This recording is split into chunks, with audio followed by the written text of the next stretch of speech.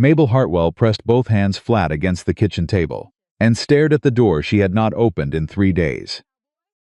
Not because she was sick, not because she was afraid, but because the man she had quietly loved for 2 years had just ridden past her window without stopping for the 4th Friday in a row, and this time she finally understood what that silence meant. She was done waiting, she was done baking, she was done believing that a woman like her deserved to be chosen. And that was the moment everything changed. Before we go any further, if you are watching this right now, and you have ever felt invisible to the person you wanted most, this story was written for you. Please subscribe to this channel and follow along until the very last word, because I promise you, this ending will stay with you. Drop your city in the comments below. I want to see how far this story travels.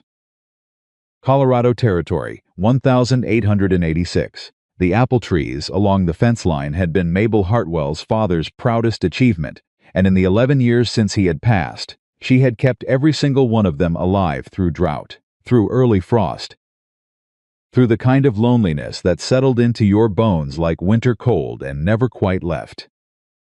She was 28 years old, and she had never once apologized for who she was. Not for her size, not for the way her hips filled a doorframe, or the way her hands, broad, capable, roughened from real work, did not look like the hands the women in town magazines were supposed to have. Not for the fact that she had chosen her father's farm over a husband's name, that she had repaired her own fence posts, that she had learned to read a sky and predict rain 2 hours before any man in Willow Creek thought to look up. Mabel Hartwell had built a life. It was not a grand life. It was not the life people expected for a woman with her face, her figure, her circumstances. But it was entirely, completely, stubbornly hers, and for a long time, for most of the years she had been alive, honestly, that had felt like enough. Then Elliot Dawson started riding past her window on Friday mornings. She had not thought anything of it the first time. He was a rancher. He had land to check. His property bordered the eastern edge of hers, and the most logical road between his northern pasture and the creek crossing ran directly alongside her fence line.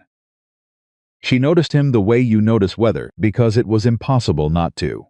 Because something about the way he sat a horse made the air feel different, steadier somehow, like the world had exhaled.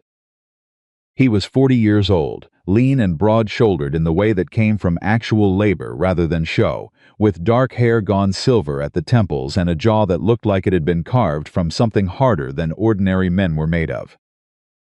His eyes were gray. She had caught them once briefly, when he turned to nod at her over the fence, and they carried the particular weight of a man who had learned too early that not everything worth keeping could be kept.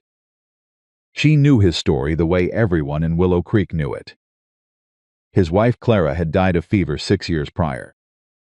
He had a daughter, Lillian, 12 years old, who had her father's serious eyes and her mother's quiet grace, and who attended school in town 3 days a week and spent the rest of her time close to the ranch, close to her father, as though she understood without being told that he needed her nearness the way some men need air. Elliot Dawson was not a cruel man. He was not a cold man. He was simply a man who had loved something so completely that losing it had rearranged the architecture of everything inside him, and he had not yet figured out how to build something new in the space where the old thing had been. Mabel understood that. She understood it better than most, because she had watched her own father carry the same kind of grief for 15 years after her mother passed. Watched him go through the motions of living while the actual business of feeling had quietly folded itself away, somewhere she could not reach. She understood Elliot Dawson. She had no particular intention of doing anything about it. But then he started riding past her window every Friday. 7 o'clock in the morning, give or take 10 minutes. And every Friday she happened to be baking. This was not a coincidence she had manufactured. At least that was what she told herself. Friday was her baking day. Had been since she was 9 years old, standing on a step stool beside her mother, learning that a good apple pie required patience, that you could not rush the filling, could not roll the crust too fast. That the whole business of making something worth eating demanded that you slow down and pay attention. She baked every Friday. She opened the kitchen window to let the steam escape. She was not baking for Elliot Dawson. She was absolutely, certainly, completely not doing any of this for the man who rode past her fence at 7 o'clock every Friday morning, and sometimes not always, but sometimes slowed his horse slightly as he passed, as though something in the air had caught him. That was what she told herself. She told herself this for 1 year, then for a second year, and then one morning in July, the morning when the air was thick and sweet, and the apple trees were heavy with early fruit, and the whole valley smelled like something out of a dream she had not allowed herself to have. Elliot Dawson pulled his horse to a full stop beside her fence. Mabel was at the window. She did not pretend she was not. She stood there with flour on her hands and a dish towel over her shoulder, and she watched him sit very still on that horse, his head slightly lifted, his eyes closed for just a moment. The way a person closes their eyes when they encounter something that takes them somewhere else entirely. Then he opened them. He looked directly at her. "That pie smells wonderful," he said. 2 years. 2 years of Friday mornings and slow-moving horses and glances held 1/2 second longer than necessary, and the first words out of the man's mouth were about her pie. Mabel Hartwell looked at Elliot Dawson. She felt every single thing she had been carefully not feeling for 2 years rise up all at once. And she said, "Not as wonderful as you." The words were out before she could catch them, before she could weigh them, or measure them, or decide whether they were appropriate or foolish or too much, always too much. That was what people said about her. Too much in every direction, and the silence that followed was so complete she could hear her own heartbeat, loud as a church bell. Elliot stared at her, not with shock, not with embarrassment. With something she had no name for yet, something that started behind his eyes and moved through his whole face, slowly, like sunrise. "May I come in?" he asked. She said yes, and that was the beginning of something neither of them had the vocabulary for yet. He tied his horse at the fence post and walked up her path and took off his hat at her door. And Mabel thought she could not help thinking that she had imagined this exact sequence of events so many times in the past 2 years that it felt less like reality and more like stepping into a memory she hadn't made yet. She cut him a slice of pie. She poured 2 cups of coffee. She sat across from him at her scratched kitchen table and watched him take the first bite and watched his eyes close briefly, the way they had outside at the fence. And she felt something in her chest rearrange itself into a shape she did not have a word for. "It reminds me of home," he said. He did not explain which home. He did not have to. She understood that home for a man like Elliot Dawson was not a place. It was a feeling. It was warmth and steadiness, and the sense that someone in the world was paying attention to the small things, the daily things, the things that did not photograph well, but that made a life livable. She understood that. She was that. She had always been that. The problem was that most people who walked through her door looked at her first, looked at the size of her, the broadness of her, the way she occupied space differently than the women in town who wore their bodies like apologies. And they made a decision before they had heard a single word she had to say. Elliot had come in and noticed the scratches on her table. He had noticed the coffee she made strong and the pie she cut generous. He had noticed the shelf of books beside the window. She was the best read person in Willow Creek, though she had never found occasion to mention it, and the way the morning light came in at an angle that made the whole kitchen feel like something from a painting. He had not once looked at her the way men usually looked at her. Not with pity. Not with the particular careful kindness that was worse than cruelty because it required her to be grateful for it. He looked at her the way you look at something that surprises you. Like she was more than he had expected, like maybe he had been riding past that window for 2 years and not fully allowing himself to understand why. They talked for an hour about ordinary things mostly. The apple varieties she grew and which ones held up to baking, versus which ones she preferred fresh off the branch. The cattle situation on his northern pasture, the drought they had narrowly avoided in the spring, and what the soil looked like in the valley when it had gone 3 weeks without rain.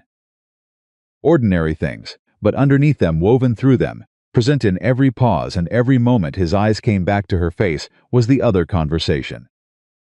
The one neither of them was saying out loud yet, When he finally stood to leave, he held his hat in both hands for a moment before putting it back on. "Next Friday," he said, "if the invitation still stands." "The door's not going anywhere," Mabel said. He almost smiled. And then he was gone. She stood at the window and watched him ride away and put one hand flat against her sternum, where her heart was doing something it had not done in so long she had almost forgotten the feeling. Hope is a dangerous thing when you have learned, through patient experience, that the world does not always reward it. But hope does not ask permission. It simply arrives, uninvited, and makes itself at home in the spaces you thought you had sealed off permanently, and once it is there, it is almost impossible to evict. Mabel was not a foolish woman. She knew what it looked like from the outside. She knew what people would say, what they were probably already saying, because Willow Creek was a small town, and small towns had long memories and very little else to occupy their attention.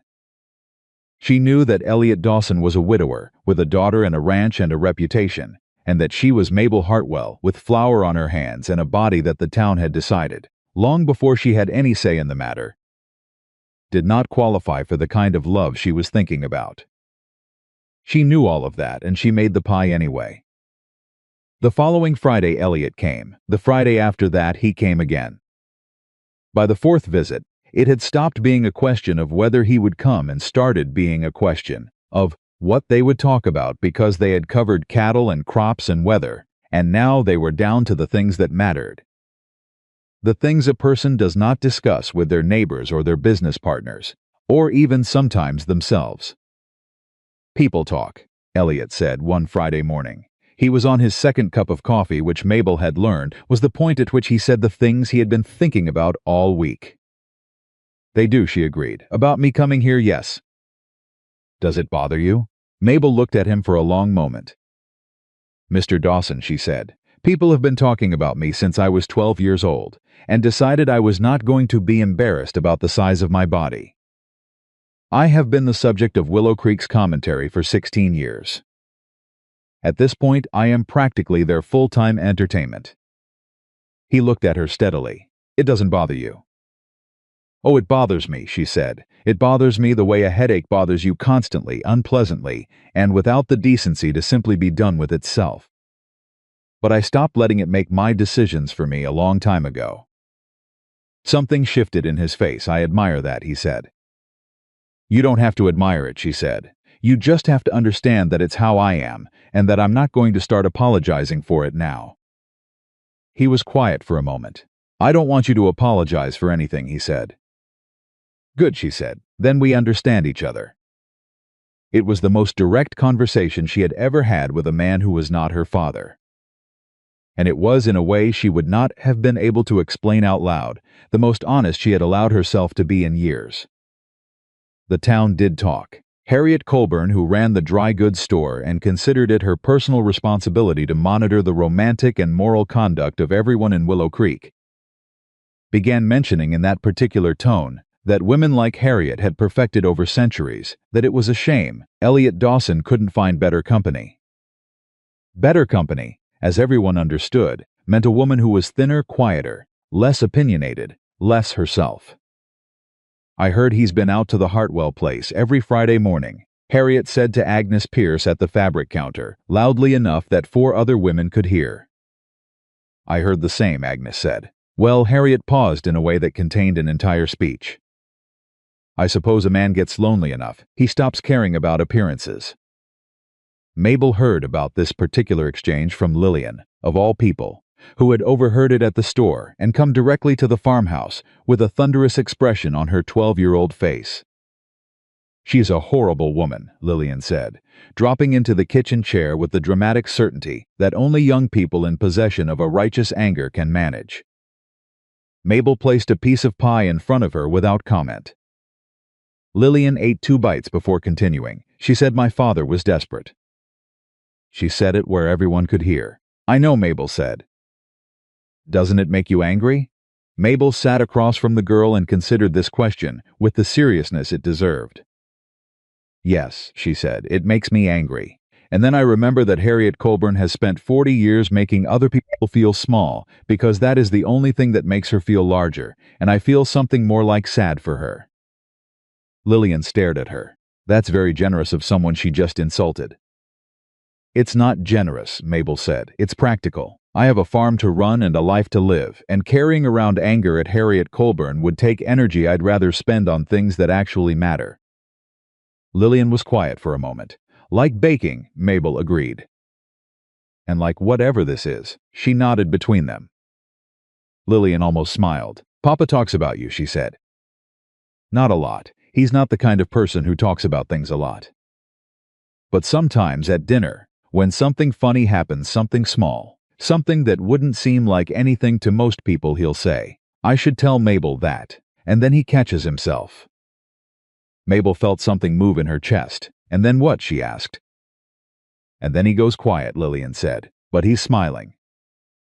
A little. He doesn't know I can see it, but I can." Elliot came the next Friday, and the Friday after that, and slowly, so slowly it was almost imperceptible, the way seasons change not overnight but by degrees, by accumulated small shifts in light and temperature that you only recognize in retrospect. The nature of their conversations changed.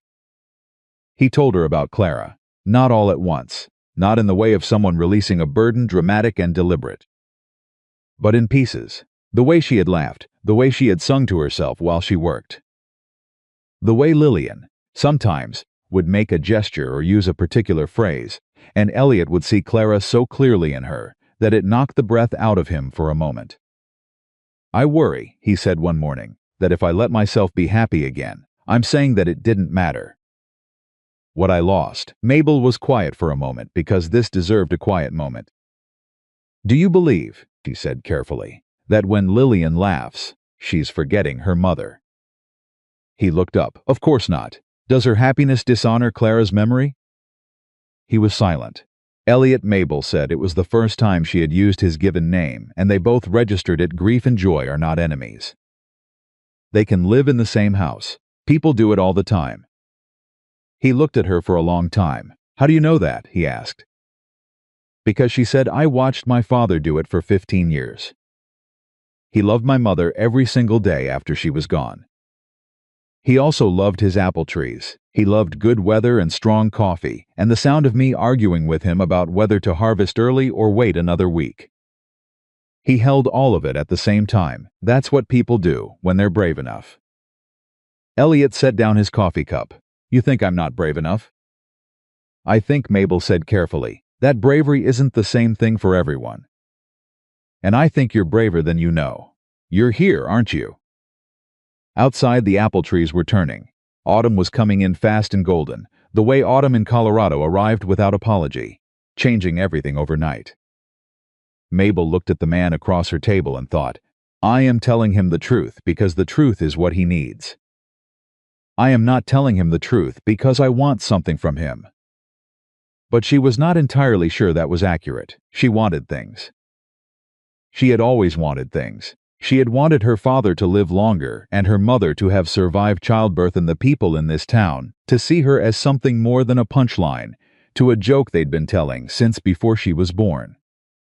She wanted Elliot Dawson to stop riding past her window and start walking through her door, not just on Friday mornings for pie and careful conversation, but on all the other mornings. For all the other ordinary, extraordinary things that made up a life. She wanted that. She was honest enough with herself to know it. She was also honest enough to know that wanting it and having it were two entirely different things, and that the distance between them was made up of everything Elliot Dawson still needed to work through on his own, in his own time, at his own pace. She was patient. She had been patient for 2 years before he even stopped his horse. She could be patient a little longer, couldn't she? The first frost came in mid-October, and with it, a change. Elliot's visits grew shorter. It happened gradually enough that Mabel almost convinced herself she was imagining it. He still came every Friday. He still took his hat off at the door and drank her coffee and talked about the ranch. But the second cup of coffee, the one where the real conversations happened, stopped appearing. He would finish the first cup, set it down, glance toward the window. I should get back, he'd say. Lots to do before the cold sets in. Of course, she'd say, and he'd leave. The fourth Friday in a row that this happened, Mabel sat alone at her kitchen table after he rode away and looked at the untouched second cup of coffee she had poured out of habit and said nothing for a long time. Then she poured it down the sink. She was not a woman who sat around waiting for people to decide she was worth staying for. She had decided that when she was 17 years old and the boy she had loved all through childhood had married a girl half her size and said not unkindly, which was almost worse, that he hoped she found someone who was right for her. She had decided it again at 23. When the farmhand her father had hired that summer had kissed her once behind the barn and then spent the following 6 weeks pretending it had never happened because he was afraid what the other men would say. She had decided it so many times in so many small cutting moments that it had become less of a decision and more of a law she lived by. She was not going to beg. She was not going to make herself smaller to fit into someone else's comfort. She was not going to stand at a window waiting for a man to make up his mind about whether she was worth his time. The following Friday, she did not open the kitchen window. She baked the pie anyway. She was not going to stop living her life because of this, but the window stayed closed, and the smell of apples and cinnamon stayed inside. And at 7 o'clock, when she heard the sound of a horse on the dirt road, she did not go to look. She stood at the kitchen counter with her back to the window and her hands flat on the counter, and she breathed. The hoofbeats slowed, paused, and then continued on down the road without stopping. Mabel closed her eyes. She had known somehow. She had known when she decided not to open the window that this was what would happen. And she had made the decision anyway, because there was a difference between being patient and being willing to disappear. She turned back to the pie. She cut herself a generous slice. She sat at her kitchen table and ate it alone, and she thought, I am not a woman waiting to be chosen.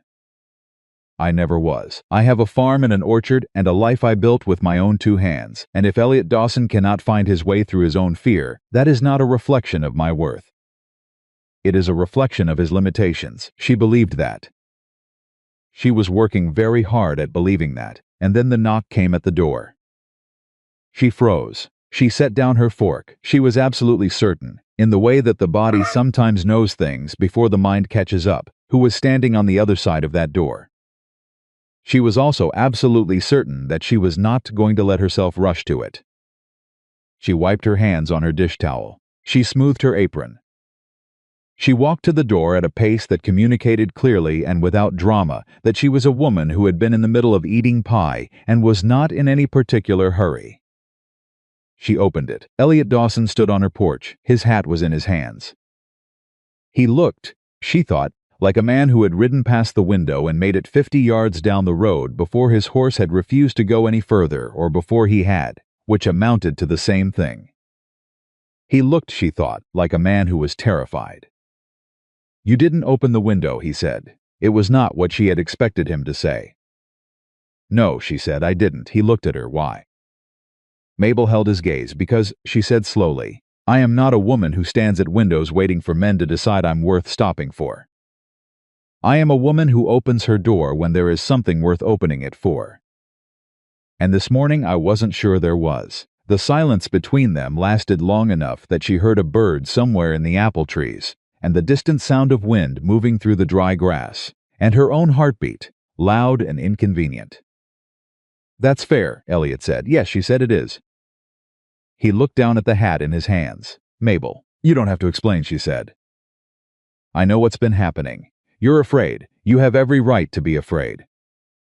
I understand the fear, Elliot, I do, but I need you to understand something. She paused. I spent 2 years baking pie for a man who was still deciding. And I would do it again because that is who I am, and I have no regrets about it. But I am not going to pretend that my heart has no limits. It does, and you are standing right at the edge of one. He looked up. His gray eyes were very steady. What happens if I step over it? He asked. Mabel took a breath. I suppose, she said, you'd better come inside and find out. He stepped through the door. She turned back to the kitchen. And neither of them spoke for a long moment, because sometimes the things that matter most don't need words to announce themselves. They simply happen, like morning, like spring, like the smell of apple pie drifting through an open window on a summer Friday, patient, persistent, certain that eventually someone will stop and pay attention. Elliot stepped into the kitchen and stood for a moment the way a man stands when he has made a decision he isn't entirely sure about yet, not uncertain enough to turn back, not certain enough to relax. Mabel did not offer him the chair. She went back to her pie. She picked up her fork and sat down and took another bite, and she did this deliberately, because she needed him to understand something, without her having to say it directly, that she was not going to rearrange herself around his arrival.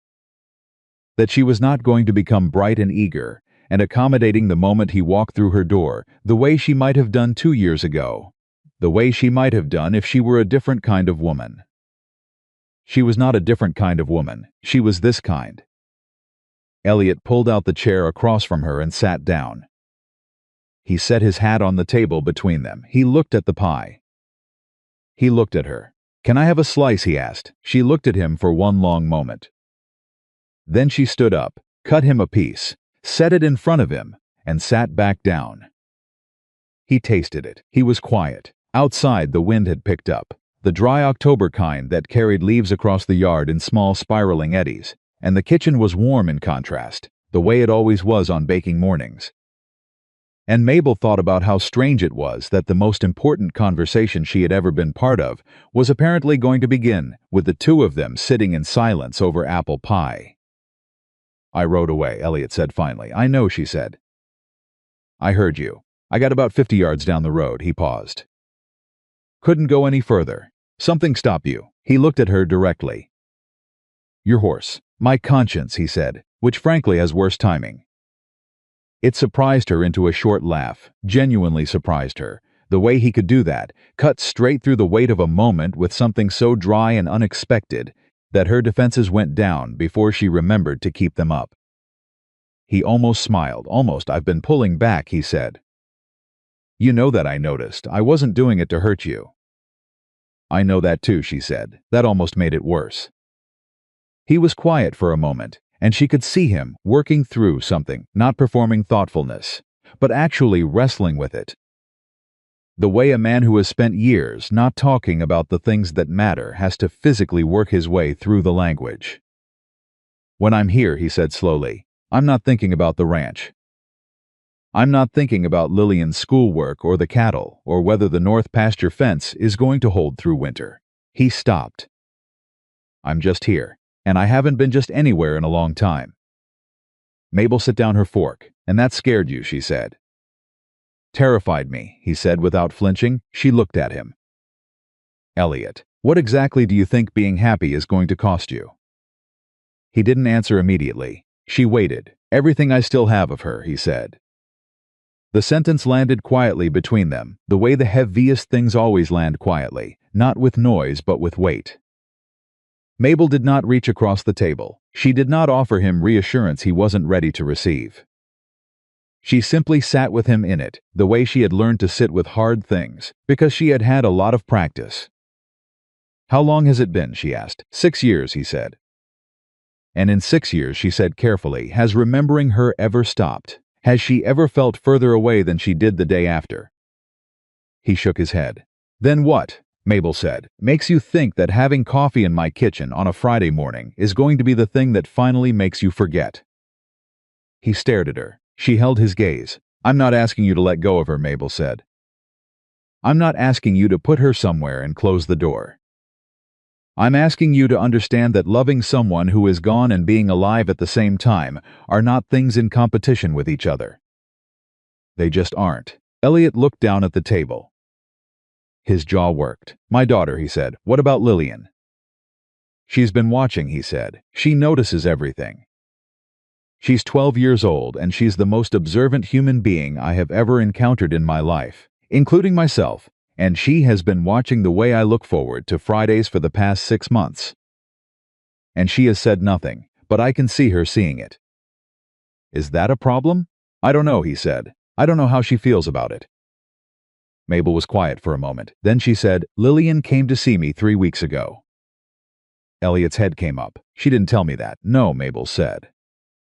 "She came on her own, after school. She sat in that chair where you're sitting, and she ate half a pie, and she told me that she thinks about her mother every single day, and that she also thinks that her father deserves to have someone to talk to who isn't 12 years old and doesn't know anything about cattle."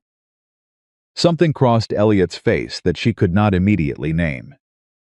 "She said that?" "Almost exactly," Mabel said. "She's an extraordinarily well-spoken child.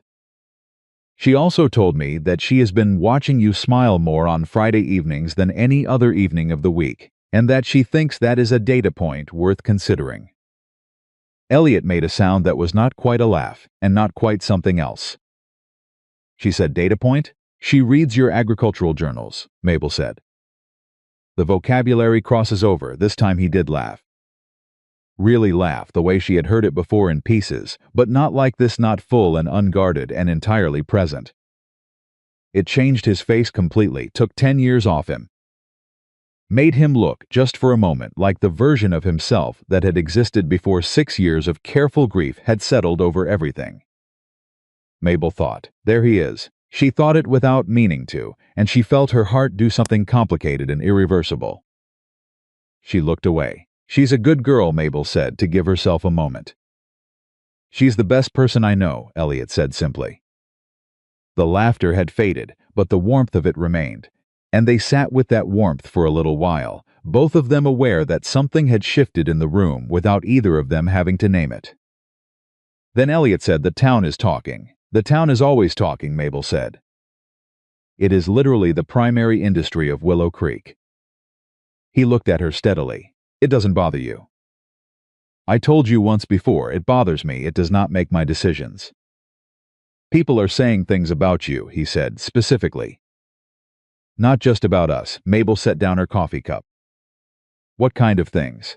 Elliot's jaw tightened, the kind that a gentleman does not repeat. "I am not asking you to be a gentleman," Mabel said. "I am asking you to tell me what is being said about me in my own town." He looked at her. He said it, not all of it. He softened the edges the way a decent man softens the edges of ugly things when he has to hand them to someone he respects. But she got the shape of it, and the shape was familiar. It had always been the same shape her entire life, with different words wrapped around it. Too big, too plain, too much for a man of his standing. She nodded once. She was quiet for a moment. Then she said, "Elliot, I was 11 years old the first time I understood that the world had decided I was too much. I have had 17 years to figure out what to do with that information, and what I have decided is this: the world does not get a vote on what I deserve." He looked at her. "But it gets a say," he said, "whether we want it to or not. It gets a say in what people see when they look at us. In what Lillian hears when she goes to school. In whether you feel comfortable sitting in my kitchen," Mabel said quietly. He stopped. She held his gaze. "Is that it?" she asked. "Not with anger. With something more careful than anger. Because if it is, I need to know that right now. Not in 3 more weeks of shorter visits and untouched coffee cups. Right now." "That's not it," he said. "Then—" "I'm ashamed of myself," he said, and the words came out roughly, like they had been sitting in his chest at an uncomfortable angle for a long time. "Not of you, of myself. Because I have been to him say things, hearing them say things, and not doing what a man ought to do, which is stand up and say that I do not accept the premise of the conversation." He stopped. "And I haven't done that. And that's the thing I've been sitting with these past few weeks. Not whether I want to be here, whether I deserve to be." The kitchen was very quiet. Outside, the October wind moved through the apple trees with a sound like turning pages. Mabel looked at Elliot Dawson and thought about what it cost a man with his particular brand of pride to say that out loud. "You know what I think?" she said. "Tell me." "I think," she said, "that the fact that you just said that is precisely why you deserve to be here." He looked at her. She looked back. And for the first time that morning, for the first time really in all the Friday mornings that had come before it, neither of them was pretending that this was just coffee and pie between neighbors. It was something else. It had always been something else. The question was only ever what they were going to do about it. Elliot came the following Friday, and the Friday after that. But this time the second cup of coffee appeared. The conversations went longer. He stopped checking the angle of the sun the way a man checks it when he is looking for permission to leave. He started staying until the morning had turned into late morning, until the light in the kitchen changed and the coffee had to be reheated, and Lillian, who had taken to appearing on Saturday afternoons, separately. With the energy of someone who considered Mabel's kitchen a secondary home, had started leaving small things there. A hair ribbon, a book she had borrowed, a drawing she had made of the orchard, which she presented to Mabel one afternoon, with the particular casualness of a child performing nonchalance badly. "You can have it," Lillian said. "If you want it, it's not very good." "It's wonderful," Mabel said. "I put too many apples." "You can't have too many apples," Mabel said. "Not in an orchard." "That's literally the goal." Lillian squinted at her. Was that a joke? A little bit of one. Lillian studied the drawing Mabel had already put on the wall beside the window. "Papa's going to ask about that." "I know," Mabel said. "He'll pretend he didn't notice. I know that too." Lillian turned and looked at her with those serious gray eyes, her father's eyes in her mother's face, as Mabel had come to understand over months of these visits.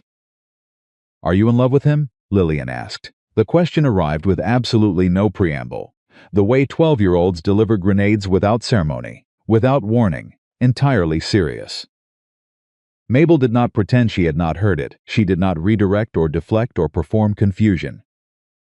She looked at the girl and said, "Why are you asking me instead of asking him?" "Because he'll make a face and change the subject," Lillian said matter-of-factly. "You'll tell me the truth." Mabel was quiet for a moment. "Yes," she said, "I think I am." Lillian absorbed this. "Does he know? What do you think?" "I think," Lillian said slowly, "that he's known for a while and is working up to doing something about it, at the speed of a very cautious glacier." Mabel pressed her lips together to keep from smiling. "That is an accurate assessment," she said. "I'll talk to him," Lillian said. "You absolutely will not," Mabel said. "Why not?" "Because," Mabel said patiently, "some things have to happen in their own time, and in their own way, and if you go home tonight and tell your father that Mabel Hartwell is in love with him, you will embarrass him so thoroughly that I will never see either of you again, and I will have to eat pie alone for the rest of my natural life." Lillian considered this with appropriate gravity. "That would be bad," she allowed. "Very bad," Mabel agreed. "So I'm supposed to just wait." "You're supposed to just wait," Mabel confirmed. "I know it goes against your instincts." "Do it anyway." Lillian was quiet for a moment. "I'm good at waiting," she said finally, and there was something in her voice that was older than 12. Something shaped by 6 years of watching her father carry grief and holding herself very still and not asking for things, because she understood, with the particular wisdom of children who have lost something enormous, that there are limits to what you can ask of someone who is already carrying as much as they can carry. Mabel reached across the table and put her hand over Lillian's. She didn't say anything. She didn't need to. Lillian looked at their hands for a moment. Then she looked up. "I think Mama would have liked you," she said. Mabel's throat closed. She managed to say, "That is the nicest thing anyone has said to me in a long time." "It's just true," Lillian said simply and picked up her fork. The town's commentary did not diminish. If anything, the fact that Elliot Dawson had stopped being subtle about his Friday morning visits, had stopped pretending, even to himself, that they were anything other than what they were, seemed to intensify the interest of everyone who had decided this was their business. Frank Colburn, Harriet's husband, stopped Elliot at the feed store one Tuesday morning in November and delivered himself of an opinion that no one had solicited. "I hear you've been spending time at the Hartwell place," Frank said, in the tone of a man who considers himself a friend delivering important information. "You heard correctly," Elliot said, without looking up from the feed invoice. "Just look, Elliot. People are talking. People can do what they like," Elliot said. "You've got a daughter to think about, a reputation." Elliot put down the invoice. He turned to look at Frank Colburn. He said, in a voice so quiet and so even that it was considerably more effective than shouting, "Frank, I want you to think very carefully before you finish that sentence. Because I have been unfailingly polite to you for 11 years, and I have no particular desire to stop. But I am also not a man who will stand in my feed store and listen to someone suggest that Mabel Hartwell is anything less than the finest woman in this valley. Frank blinked. You were about to, Elliot said. Don't. Frank left without purchasing the rope he had come for. Word of this conversation reached Mabel by Thursday morning, via Lillian, who had heard it from the Colburns' ranch hand, who had been in the store. Mabel sat with this information for a while. She had not asked Elliot to defend her. She had never asked anyone to defend her. She had, for most of her life, operated on the understanding that she was the only reliable defender of herself, that waiting for someone else to take up her cause was a form of hope that the evidence did not support. But Elliot Dawson had walked into Frank Colburn's feed store and said she was the finest woman in the valley. Not because she had asked, not because she had given him anything, or promised anything, or performed any version of herself designed to earn it. Just because it was what he believed. She held that thought carefully, the way you hold something fragile and unexpected, afraid to put it down, afraid that setting it down might reveal it wasn't as solid as it felt in your hands. When he came Friday morning, she did not mention it. He did not mention it either. But when he sat down and she poured his coffee, their hands almost touched on the coffee pot. Handle one of those small near misses that last 2 seconds and stay with you for the rest of the day. And he looked at her with those gray eyes, steady and warm in equal measure, and she thought, this is the person who chose to see me. Not despite anything, not in spite of anything, just me. The thought was enormous. She almost said something. She didn't, because the moment was right there, warm and present, and exactly what she had wanted for 2 years, and she did not want to press it too hard. Did not want to name it and watch it startle, so she sat across from him. She drank her coffee, she let the morning happen, and for a little while that was enough. What she did not know, what she could not see, because she was sitting in her kitchen being patient and careful, and everything she had trained herself to be, was that Elliot Dawson was sitting across from her in the grip of a terror so complete it had become indistinguishable from the ground he was standing on. Not terror of her, never that, terror of the moment approaching. The moment he could feel coming the way you feel weather before it arrives, a pressure change in the air, a shift in the quality of the light. The moment when coffee and pie and Friday mornings would not be a complete sentence anymore. When it would want a subject and a verb and a direct object. When it would require him to open his mouth and say something true and irreversible. He was not ready. He was beginning to understand, never going to be ready. Some things did not wait for readiness, they simply arrived. The morning that changed everything did not announce itself.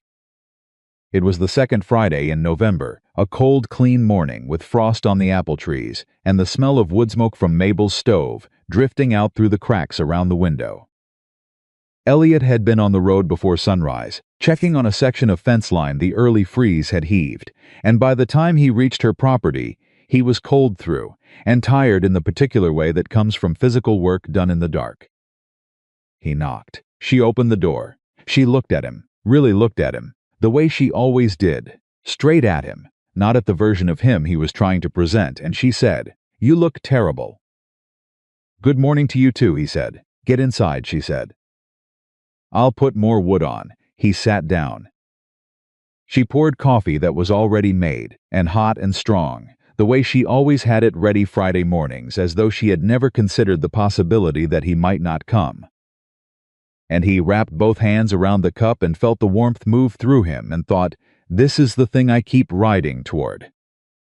"Not the coffee, not the pie, this, Elliot," Mabel said, settling into her chair. "Can I ask you something directly?" "You're going to anyway," he said. "You always do." "True," she said. "What is this between us?" "What are we doing?" He looked at her. "What do you think we're doing?" "I asked you first," she said. He set down his cup. He looked at the table, he looked up, and he said in the voice of a man who has been carrying something heavy for a long time and has finally decided to set it down, "I think I am trying to love you." Very badly and very slowly, and probably in a way that has tested your patience to its absolute outer limit. But that is what I'm trying to do. The kitchen was completely silent. Outside, the frost lay on everything like held breath. Mabel Hartwell looked at Elliot Dawson. She thought about 2 years of Friday mornings. She thought about the window she had not opened. She thought about a 12-year-old girl with her father's eyes saying, "I think Mama would have liked you." She thought about all the ways she had tried to talk herself out of wanting this, and all the ways she had failed. "Elliot," she said, "you are doing it considerably better than you think." He exhaled. Not a sigh, not quite. Something more like the sound of a man who has been underwater for a long time and has finally reached the surface. And then, across her scratched kitchen table, on a cold Friday morning in November with frost on the apple trees and coffee going warm in their hands, Elliot Dawson reached across and covered her hand with his. He did not say anything else. He did not need to. His hand on hers said everything the words had not gotten to, yet said it in the language of contact and warmth and the particular gravity that exists between two people who have been circling something true for long enough that the truth has become too large to walk around anymore. Mabel looked at their hands. She turned hers over. She held his, and the morning continued, still quiet. Still cold outside, still warm inside, still hers. The hand-holding lasted exactly 4 minutes before Elliot pulled back. Not harshly, not in panic, but deliberately, the way a man pulls his hand from a fire, not because the fire isn't warm, but because he suddenly remembers that fire has consequences. Mabel watched him do it. She did not say anything. She picked up her coffee cup. She drank. Elliot stood up from the table and walked to the window, which she had noticed he did when he needed somewhere to put his eyes that wasn't her face. And he stood there with his back to her for long enough that the silence became its own kind of statement. "I'm sorry," he said. "For what?" He turned around. Before he stopped, started again. "I meant what I said." "I know you did, and I meant what I did. I know that too." "Then why?" He looked at her, and she could see it in his face. The thing he could not name, the thing that had been chasing him for 6 years, and had apparently decided that a cold November kitchen was an excellent place to catch him. "Why does it feel like I just did something I can't undo?" Mabel set down her cup. She looked at him steadily. "Because you did," she said. "And that's not a bad thing, Elliot. That's just the truth of where we are." He put both hands flat on the back of the empty chair across from her, the way a man steadies himself on something solid when the ground feels uncertain. "I'm not ready," he said. "You said that to yourself 6 months ago," she said. "Before you walked through my door, before every Friday since then. You have been not ready this entire time, and here you are." "That's different, is it?" He looked at her. She looked back. Neither of them moved. "What I said," he said finally.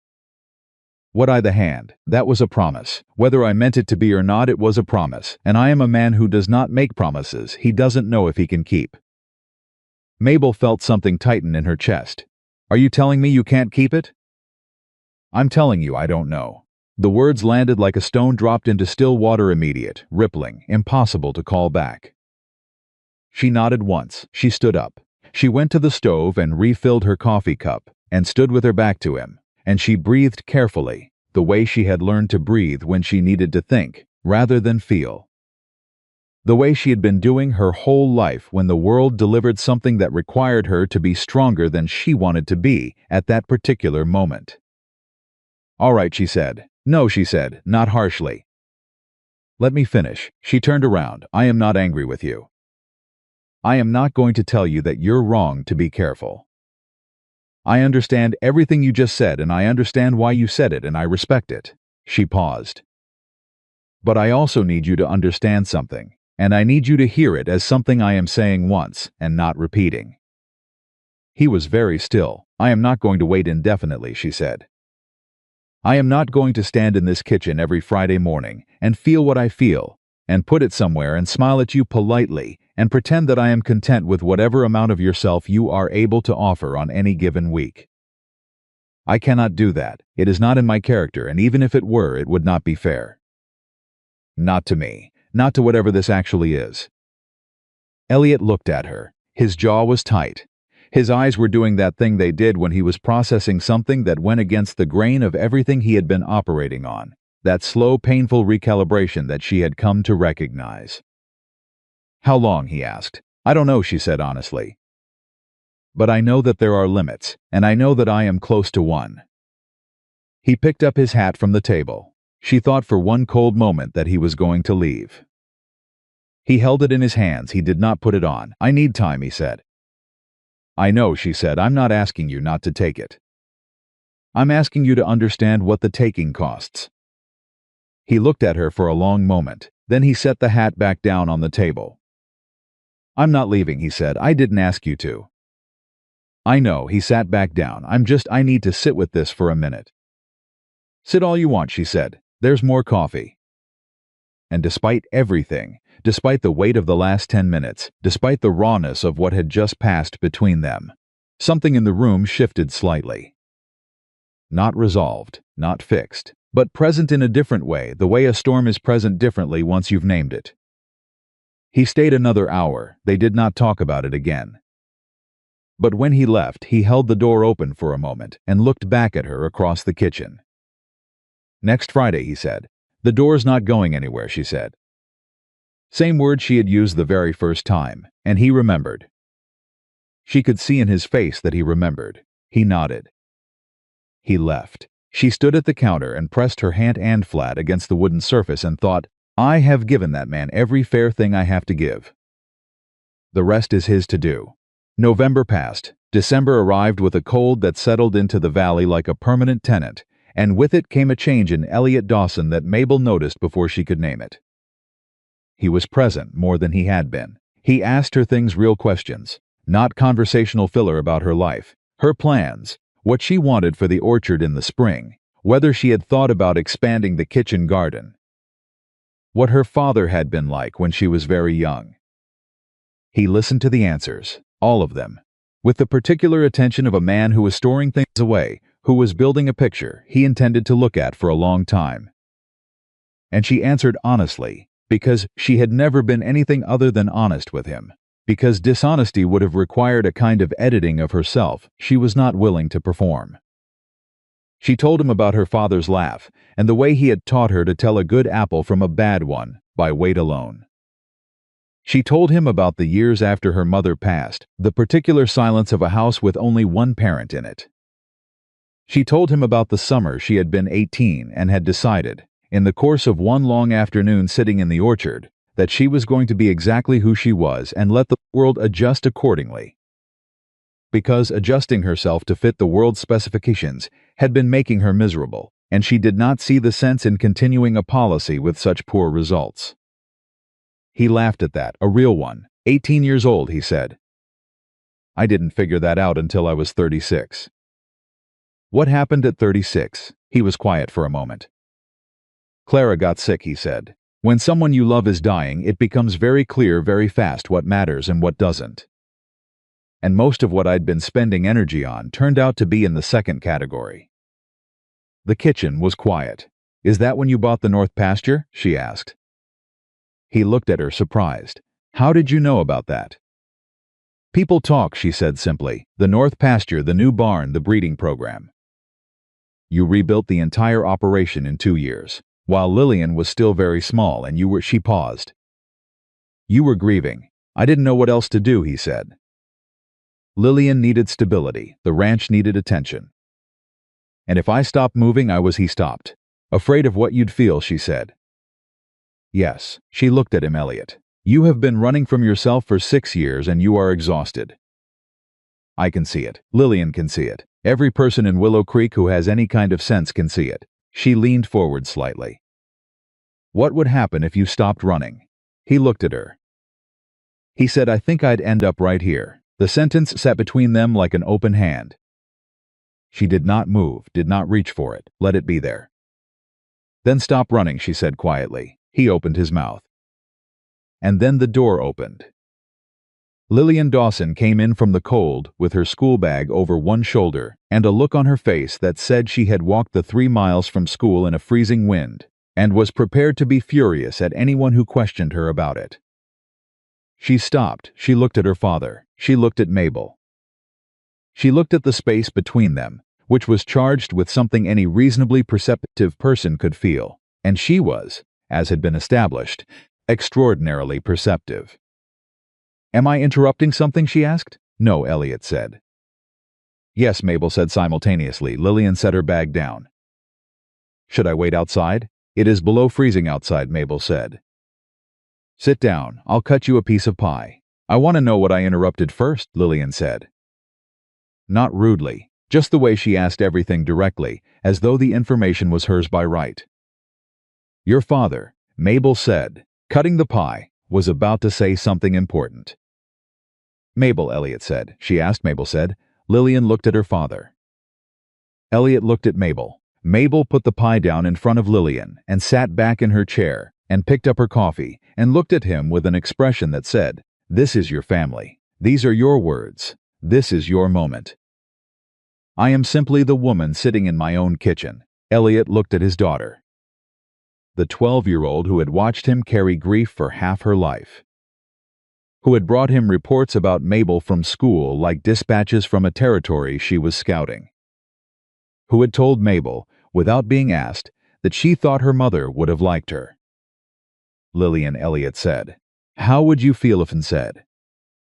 He blinked. "I haven't finished the question." "You don't need to," Lillian said. She picked up her fork. "The answer is yes." Elliot stared at his daughter. Mabel pressed her lips together. "You have no idea what I was going to ask," Elliot said. "Papa," Lillian said patiently, "I am 12, not 2. I have been watching you for 6 months. The answer is yes." She looked at Mabel. "The pie is exceptional." "Thank you," Mabel said. "You're welcome." She looked back at her father. "Stop overthinking it." Elliot sat back in his chair. He put one hand over his face. From behind the hand, muffled but present, came a sound that was undeniably a laugh. Mabel looked at him, looked at Lillian. Lillian shrugged as if to say, "I do what I can." And for one long suspended moment, the three of them were in the same kitchen, in the same warmth, on the same side of something enormous, and it felt not finished, not resolved, but possible. Genuinely, solidly, irreversibly possible, which was when everything fell apart. It started with Harriet Colburn, because of course it did. 3 days later, on a Monday morning when Mabel went to the dry goods store to collect her winter flour order, Harriet was behind the counter with 2 other women whose names Mabel knew, but whose company she had never sought. And the conversation that had been happening stopped the moment Mabel walked through the door. That particular silence, the silence that had been following her since childhood, the one that told her clearly what had just been said, even though she had not heard a word of it. She collected her flour. She put her money on the counter. She was almost to the door when Harriet spoke. "Mabel," she said, in the voice of a woman who has been waiting for this, who has been rehearsing it. "I think you ought to know, as a neighbor and a friend." "You are not my friend, Harriet," Mabel said, not unkindly. Just accurately, she kept her hand on the door. Harriet inhaled. "I think you ought to know that you are making a fool of yourself. And worse, you are making a fool of Elliot Dawson, who is a man of substance and standing, and who deserves better than to have his name associated with." Mabel turned around. She looked at Harriet Colburn. She set her flour down on the nearest surface. She said, "Harriet, I have let you talk about me in this town for 20 years. I have let you define me in places I wasn't present to defend myself, and I have done it because I believed that responding to you was beneath me. But I am going to make an exception today." The other women had gone very still. Harriet's chin went up. "I am only saying what everyone—" "What you are saying," Mabel said, "is that a man of substance cannot possibly want a woman who looks like me. That my size disqualifies me from love and respect. That Elliot Dawson must be desperate or confused or lacking judgment, because no man with his standing would choose me deliberately." She paused. "That is what you are saying, Harriet. Dress it up however you like. That is the sentence underneath all of your other sentences." The store was very quiet. "I am not going to argue with you," Mabel said. I am not going to justify my life to you or explain Elliot Dawson's choices or apologize for existing in a body you find inconvenient. But I am going to tell you something true. She looked directly at Harriet. Elliot Dawson is a man who sees people, really sees them. And every time he has looked at me, he has not seen what you see. He has seen what is actually there, and whatever else happens between us, whatever we become or don't become, that fact is not something you can take away. Because it is already true, it has already happened. And you don't get a vote. She picked up her flower. She walked out. She made it halfway down the street before her hands started shaking. Not from fear, not from anger exactly. From the particular physical aftermath of saying out loud the things you have been keeping inside for 20 years, when the truth finally gets enough pressure behind it that it exits whether you planned the timing or not. She stood in the cold street and breathed. She thought, I shouldn't have said that. Then she thought, yes, I absolutely should have. Then she thought about whether Harriet Colburn would go directly to Elliot Dawson with a version of that exchange, shaped to cause the maximum amount of damage. And she concluded that yes, that was almost certainly what would happen next. She was right. It took 2 days. Tuesday evening, Elliot's horse appeared at her fence at a time that was not Friday and not morning, early evening. The sky still holding the last cold pink of the day, and Mabel was at the kitchen table doing her accounts and heard the hoofbeats, and knew before she even went to the door that this visit was different. She opened the door before he knocked. He looked at her. She looked at him. Harriet Colburn came to see me, he said. I expected she would, Mabel said. She told me what you said to her. What she told you, Mabel said carefully, and what I actually said may be two different things. She told me you spoke to her publicly at the store.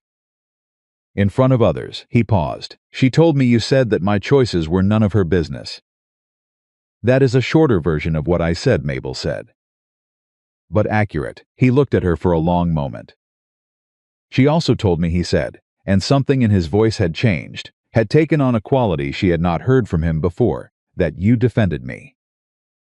Mabel was quiet. She said you told her that I see people. That I see you, he paused. She said that like it was an accusation. She meant it as one, Mabel said. Elliot stepped up onto her porch. He was close now, closer than the kitchen table, closer than Friday mornings, close enough that she could see the exact expression in his gray eyes, and what she saw there was not what she expected. It was not conflict. It was not the careful, measured thoughtfulness of a man still working through something. It was something resolved, something that had been a question and was no longer. I want you to know something, he said. All right, she said. I went to see Frank Colburn at the feed store a few weeks ago. I told him in terms that I believe he understood clearly that you are the finest woman in this valley. He looked at her.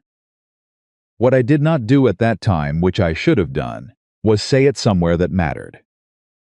Somewhere that could actually be heard by the people who needed to hear it. Her heart was doing something complicated. Elliot. Tomorrow morning, he said, I am going to ride into town.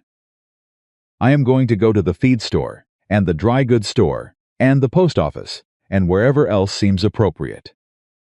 And I am going to say, directly, to whoever is present, that Mabel Hartwell is a woman of character and intelligence and extraordinary quality, and that any person in this town who suggests otherwise can expect to hear from me personally. He paused. I should have done it before you had to do it yourself. I'm sorry it took me this long. Mabel looked at him. She had imagined in various forms many different versions of what Elliot Dawson's eventual declaration might look like. This was not one of them. This was better than any of them. You don't have to do that, she said. I know, he said. I'm doing it anyway. She looked at him for a long moment. Something was building in her, something large and complicated and warm and terrifying in equal measure. And she recognized it the way you recognize a piece of music you learned as a child and have not heard in years, somewhere below thought, below language. She said, Elliot Dawson. Mabel Hartwell, he answered. Come inside, she said, it's cold. I was hoping you'd say that, he said. He came inside. She closed the door behind him, and she thought, this is the moment. This is the turn in the road. This is where it stops being something that might happen and starts being something that is. What she did not think, what she had no way of thinking, because she could not see around the next corner, could not know what was waiting on the other side of this warmth and this resolution, and this man standing in her kitchen with his hat in his hands and his heart on the table, was that before the week was out, something would arrive that would make everything that had come before it look like the easy part. Something that had been moving toward them from the beginning. Something that wore a face she had not yet seen. And that when it arrived, she would have to decide finally, completely, without the safety net of patience and waiting and careful management, exactly who she was and what she was willing to fight for. The week passed quietly. Elliot rode into town on Wednesday morning. By Thursday, Mabel had received 3 separate reports from 3 separate sources, all confirming that he had done exactly what he said he would do, that he had walked into the feed store and the post office and the dry goods store, and said clearly, in front of witnesses, that Mabel Hartwell was a woman of exceptional character, and that her relationship with his family was a matter of which he was proud. Harriet Colburn, according to one witness, had turned a shade of red not often seen outside of autumn foliage. Mabel received this information, thanked her sources, and went back to her accounts. She felt, and this surprised her, not triumphant, not vindicated, not the particular sharp satisfaction of watching someone who had caused you pain receive a consequence. She felt tired. She felt, for the first time in a long time, the full weight of 20 years of small cruelties, of being the woman the town had decided not to respect. And she understood that Elliot Dawson, standing up in the feed store on a Wednesday morning, was not the end of that weight. It was simply evidence that she was not carrying it alone anymore. That was different. That mattered more. She was still sitting with that thought on Friday morning when the knock came at her door, and she opened it expecting Elliot, and found instead a woman she had never seen before. Tall, fair-haired, dressed in traveling good quality, recently arrived from somewhere with a proper train station. She looked at Mabel with the particular directness of a woman who has traveled a long distance for a specific purpose and is not interested in pleasantries. "You're Mabel Hartwell," the woman said. "I am," Mabel said. "I'm Catherine Dawson," the woman said. "Elliot's sister-in-law." "Clara's younger sister," she paused. "I've come from Denver." "I'd like to talk to you about my niece." Mabel went very still. "About Lillian," she said. "About Lillian," Catherine Dawson confirmed. "And about what exactly you think you're doing with my brother-in-law." The morning, which had been cold and quiet and full of the particular promise of a Friday, shifted entirely on its axis. Mabel looked at Catherine Dawson, at her steady eyes and her traveling clothes and the 6 years of grief and protectiveness that she was wearing as clearly as anything else, and she said, "Come in," because whatever was about to happen, she was not going to have it on a porch. She was not that kind of woman. She had never been that kind of woman. Catherine Dawson stepped through the door. Mabel closed it. And everything changed. Catherine Dawson did not sit immediately. She stood in the kitchen and looked at it the way a person looks at a place they have been told about secondhand and are now measuring against the version they built in their imagination. She looked at the shelf of books. She looked at Lillian's drawing still pinned to the wall beside the window. She looked at the scratch table and the 2 coffee cups already set out, because Mabel had been expecting Elliot, and the sight of those 2 cups seemed to cost Catherine something, though she kept her face very composed. Then she sat. Mabel poured coffee for both of them without asking. She set the cups down. She sat across from Catherine Dawson and waited. Catherine wrapped both hands around her cup. She said, "I'm not here to be cruel." "All right," Mabel said. "I want you to understand that before I say anything else. I am not Harriet Colburn. I have heard about Harriet Colburn." "I am not her. I didn't assume you were," Mabel said. "You came a long way for this conversation. That tells me you think it matters. People who want to be cruel don't usually travel from Denver to do it.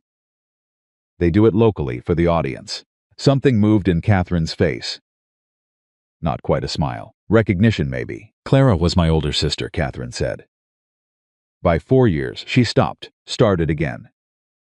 She was the kind of person who made every room feel like it was glad she was in it. Do you understand what I mean by that? Yes, Mabel said. Elliot loved her completely, and she loved him the same way. Catherine looked at her coffee. When she died, I watched him disappear, not all at once. Slowly, the way a fire goes out when you stop feeding it. She looked up. Lillian was 6 years old, and for 6 years I have come to visit when I could, and I have watched my niece grow up with a father who was present in every practical sense and absent in every way that actually counts. Mabel said nothing. She was listening. 3 months ago, Catherine said, Lillian wrote me a letter. She reached into her coat and placed an envelope on the table between them. She writes me every month. She always has, but this one was different. Mabel looked at the envelope. She did not touch it. What did it say? She asked. It said that her father had started smiling on Friday evenings. Catherine's voice was careful and exact, like someone reading from something she had memorized. It said that there was a woman at the edge of the valley who made apple pie and had a shelf full of books and talked to her like she had a brain worth talking to. It said, Catherine stopped. She pressed her lips together for a moment. It said that for the first time since Mama died, Papa looks like himself again. The kitchen was completely still. Mabel felt something move through her chest that she had no clean word for. She's 12 years old, Catherine said, and she wrote that to me. 12 years old, and she's been watching her father come back to life, and she wanted someone to know. She paused. I came because I wanted to see for myself, what kind of woman does that? What kind of woman could reach him when 6 years of everything else couldn't? Mabel looked at her, and she said. Catherine studied her across the table. You're not what I expected, she said. What did you expect? I don't know exactly. Something softer, maybe. Something more accommodating. She tilted her head slightly. You're not frightened of me. Should I be? Most people are a little. When someone arrives without warning to interrogate their intentions. I'm not being interrogated, Mabel said. You're asking questions because you love your niece and your sister's memory, and you want to understand what's happening to this family. That's not an interrogation. That's someone doing their job as a person who cares. Catherine was quiet for a moment. Do you love him? She asked. Direct, no preamble. The way real questions arrive when the person asking has decided that pleasantries are a waste of the time they have. Mabel looked at her. Yes, she said, I do. Does he know? He knows enough, Mabel said. We're still finding the words for the rest of it. And Lillian? Lillian, Mabel said, told me 3 weeks ago that she thinks her mother would have liked me. She delivered this information between bites of pie and with the tone of someone reporting a weather observation. She is an extraordinary human being. I think you know that. Something cracked, just slightly, in Catherine Dawson's composure. She is exactly like Clara, she said, the directness. The way she just states things. Clara used to do that. Walk into a room and say the true thing before anyone else had located it. Her voice had changed. Gotten quieter. I miss her every single day, I know, Mabel said. I can see that. Catherine looked at her. I was prepared to dislike you, she said. I know that too, Mabel said. I'm finding it difficult. Good, Mabel said. Disliking me would have been a waste of your time and mine. The corner of Catherine's mouth moved. Clara would have liked you, she said. And then immediately, don't tell Elliot I said that. I won't, Mabel said. He'll make it into something enormous. He does tend to do that. They looked at each other across the table. Two women who had loved the same man in entirely different ways, one through blood and loyalty and the shared grief of losing Clara, one through Friday mornings and honest conversation, and the particular stubbornness of a heart that had decided what it wanted and refused to apologize for it. I need to ask you something, Catherine said, and I need you to answer it honestly, because I will be able to tell if you don't. Ask, Mabel said. If he can't get there, Catherine said. If he does what he always does, gets close enough to touch something good and then retreats back into the grief because it's safer there, what do you do? Mabel thought about this. She did not answer quickly because this question deserved more than a quick answer. I walk away, she said finally. I won't destroy myself waiting for a man to choose me. I have tried to be clear with him about that. There are limits to what I can offer and still remain myself, and I know where they are. Catherine nodded slowly. And Lillian, she said. Lillian is his daughter, Mabel said. Whatever happens between Elliot and me doesn't change the fact that she is welcome in this kitchen for as long as she wants to be here. That is not conditional. Catherine was quiet for a moment. Then she said, Clara used to say that the measure of a person is what they give without being asked. Mabel said nothing. I think, Catherine said, that Clara would have approved of you. For what that is worth, coming from someone you met 40 minutes ago. It's worth a great deal, Mabel said honestly. And they sat with that for a moment, the two of them, in the warm kitchen, with the coffee going cold and the morning moving past the window and Lillian's drawing on the wall, and it was not comfortable exactly, but it was real. And real was something Mabel had always valued more than comfortable. The door opened. Elliot Dawson walked in. He stopped. He looked at his sister-in-law sitting at Mabel's kitchen table. He looked at Mabel. He said, Catherine. Elliot, Catherine said. The silence that followed had about 4 different conversations inside it, none of which were being said out loud. How long have you been here? He asked. Long enough, Catherine said. He looked at Mabel. She gave him nothing, not a warning, not a reassurance, just the steady look that said, this is your family, and whatever is about to happen is yours to manage. I'll be right here. He pulled out the 3rd chair. He sat down. He looked at his sister-in-law across the table. Why didn't you tell me you were coming? He asked. Because you would have prepared for me, Catherine said. And I didn't want the prepared version. What version did you want? The real one. She looked at him steadily. I wanted to see what Lillian sees. What she wrote to me about. Elliot's jaw tightened. She wrote to you. She writes to me every month. You know that. I didn't know she wrote about. He stopped. She wrote about Mabel, Catherine said. She wrote about you smiling on Friday evenings. She wrote about a woman with a shelf of books who talks to her like she matters. And she wrote. Catherine paused. She wrote that she was afraid you were going to ruin it. The sentence hit the table like something heavy dropped. Elliot went very still. Mabel kept her eyes on her coffee cup. Afraid I'd ruin it, Elliot repeated. Her words, Catherine said. 12 years old, and she can already see the pattern, Elliot. The way you get close to something good and then you retreat. She's been watching you do it for 6 years. She's watching you do it right now. That's not... He stopped. Started again. That's not what's happening. Isn't it? Catherine said. The air in the kitchen had changed. It had the quality of weather that has finally broken, pressure released all at once after building for so long that you had stopped noticing it. Elliot looked at Mabel. She looked back at him. She said quietly, I'm not going to step in here. This is between you and Catherine. It's between me and both of you, he said. Don't pretend it isn't. All right, she said. Then here is what I'll say. Lillian is not wrong. She sees clearly. She always has. And what she's afraid of, what Catherine came all the way from Denver, because she's afraid of, is the same thing I told you to your face 6 weeks ago at that table. That you are standing at the edge of something good, and you keep looking for reasons to step back from it. Elliot put both hands on the table. He looked at them. He said, I'm not stepping back. Then what are you doing?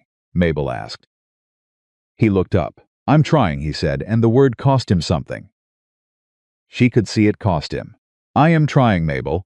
I know it doesn't look like enough from where you're standing. I know Catherine came here because she's worried I'm going to do to you what I've done to every good thing, since Clara keep it at arm's length until it gives up and goes away. He stopped. She's not wrong that I've done that, but I am telling you, both of you, that I know it. I know I do it, and knowing it is not the same as being unable to stop. Catherine looked at her brother-in-law for a long, measured moment. Clara used to say, she said carefully, that you were the most capable man she had ever known. That you could build anything, fix anything, manage anything. And that the only thing you had never learned to manage was your own heart. Elliot said nothing. She said it with love, Catherine said. She always said everything about you with love, but she said it.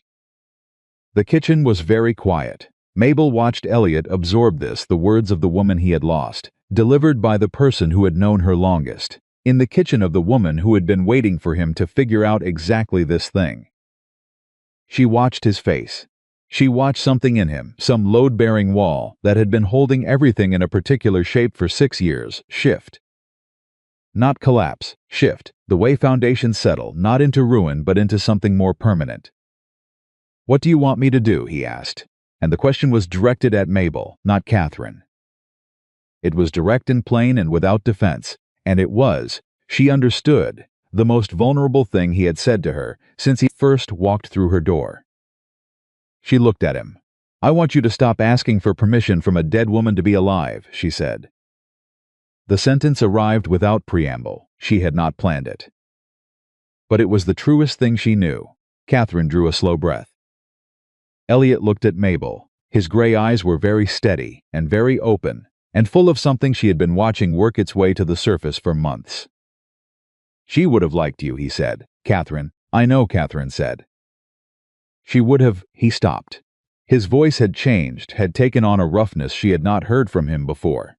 The roughness that comes when a man speaks about something he has been keeping very carefully at a distance. Clara would have walked in here and sat down and had 3 cups of coffee and asked Mabel about every book on that shelf and come home and told me I was an idiot for waiting as long as I had. Mabel's throat closed. "Yes," Catherine said. "She absolutely would have." "I know that," he said. I have known that for months." "I have just been afraid," Mabel said gently. "Afraid," he agreed. The words sat in the room between the 3 of them without apology. And then Catherine Dawson did something unexpected. She stood up. She picked up her coat. She looked at Mabel and then at Elliot, and she said, "I'm going to go find my niece and take her to lunch. She is going to ask me approximately 40 questions about this conversation, and I am going to answer exactly none of them." She paused. "I'll be in Willow Creek until Thursday." She looked at Elliot. "Don't waste it," she said. She walked to the door. She paused with her hand on it. She looked back at Mabel. "The pie," she said, "is exceptional. I understand now why everyone keeps talking about it." She left. The door closed. Elliot and Mabel were alone in the kitchen for the first time since the morning he had held her hand and then pulled back, and the air had the quality of a storm that has finally passed, not calm exactly, but clean. Cleared. Elliot looked at her. "I owe you an apology," he said. "For what specifically?" she asked. "For making you carry this alone as long as you have," he paused. "For standing in your kitchen week after week and taking everything you offered, your honesty, your patience, your—" He stopped. "Your heart, and giving you uncertainty in return." Mabel looked at him. "I gave you what I gave you because I chose to," she said. "Don't make it a debt." "It's not a debt," he said. "It's an acknowledgement. There's a difference." "All right," she said. Acknowledged. He looked at her for a long moment. "I'm not going to keep doing it," he said. The retreating. "I'm not going to keep Elliot," she said. "I mean it." "I know you mean it," she said. "I also know that meaning something and doing it are 2 different exercises, and that one does not automatically produce the other. So here is what I am going to say." She leaned forward slightly. "I believe you. I believe that you mean what you're saying. And I am willing to give us the room it needs to become what it is going to become. But I need you to do one thing." "Name it," he said. "I need you to stop letting this happen in private," she said. "The choosing. Whatever you are choosing, and I believe you are choosing it, right now, in this kitchen, I need it to be something you're willing to let the world see. Not for my vanity, not to prove something to Harriet Colburn, but because a love that lives only behind closed doors is not a love I can build a life inside of. Do you understand what I'm saying?" He was very still. "I understand exactly what you're saying," he said. And he stood up. He crossed the kitchen. He stopped in front of her, close enough that she had to look up slightly, close enough that she could see every line of his face and everything in it that she had been reading for months, the grief that was still present, but no longer in command. The warmth that had been there from the beginning, the resolution that was new and solid and real. Mabel Hartwell, he said. I would like to court you. Properly, with the full knowledge and visibility of this town, including Harriet Colburn, Frank Colburn, the post office, and anyone else who has an opinion about it. He paused. I would like Lillian to see it. I would like Catherine to see it. I would like you to be seen by this valley as the woman you are, and as the woman I intend to stand beside. The world had gone very quiet inside her chest. That's a significant statement, she said, because she needed a moment, and her mouth was making words while her heart caught up. It's a true one, he said. She looked at him. You understand that this means you don't get to pull back anymore, she said. That I will hold you to this. I'm counting on it, he said. And that I am not Clara, she said, not with any edge. Just the truth that needed saying. I am not a replacement for her, and I am not a version of her. I am Mabel Hartwell, and I am a great deal by most accounts. I am opinionated and direct, and I have been managing this farm alone for 11 years, and I will not change the way I do that, simply because there is now a man in the picture. I know that, he said. I want to make sure you know that. Mabel, his voice was quiet. I did not ride past your window for 2 years because you were easy. I stopped the horse because you are exactly what you are. She breathed. She said, all right then. He reached out. He took her hand. Not the way he had at the kitchen table, careful and tentative, with one foot already pointed toward the door. He held it, fully the way a man holds something he has decided to keep. And she let him. Outside, December moved through the apple trees with a sound like a long exhale, and somewhere down the road toward town. Catherine Dawson was walking toward Lillian Dawson's school with a letter in her coat pocket, and a thought in her mind that she would write to nobody, keep for nobody. Hold only for herself that her sister Clara had loved a man worth loving. And that he had, after 6 years and one stubborn, remarkable woman, finally remembered how. The courtship, such as it was, looked like this. It looked like Elliot Dawson riding to the farmhouse on Tuesday mornings as well as Fridays, and not inventing reasons for it, not pretending it was about the fence line or the cattle or the weather. It looked like him appearing at the church social in early December, and sitting beside Mabel in full view of the entire congregation, which had the immediate effect of silencing Harriet Colburn so thoroughly that several people checked on her afterward to confirm she was still breathing. It looked like Lillian, who had been waiting for approximately 6 months for the adults in her life to catch up with conclusions she had reached in approximately 6 minutes, showing up at the farmhouse on Saturday mornings, with the energy of someone who had been told she could finally stop being patient. I want to learn to make the crust, she announced one Saturday, setting her coat on the chair and rolling up her sleeves. You want to learn the crust, Mabel said, not the filling. The crust is the hard part, Lillian said. The filling is just apples. Anyone can do apples. That is the most confident, incorrect statement I have heard all week, Mabel said. The filling is absolutely not just apples. Show me, Lillian said. So she showed her. She showed her the way her mother had shown her and her mother's mother before that. The way that knowledge travels between women through kitchens and patience, and the particular intimacy of standing shoulder to shoulder over a work surface and doing something together that neither of you could fully explain. Lillian was not naturally gifted at pastry. She was too impatient, too inclined to work the dough too hard, too convinced that faster was better. Stop, Mabel said on the 4th time Lillian overhandled the crust. You're working out your frustrations on it. I'm not frustrated, Lillian said. What are you then? Lillian was quiet for a moment. Impatient, she admitted. I know, Mabel said. You come by it honestly. Your father spent 6 months being impatient with himself and calling it caution. Lillian looked at her. She started to say something.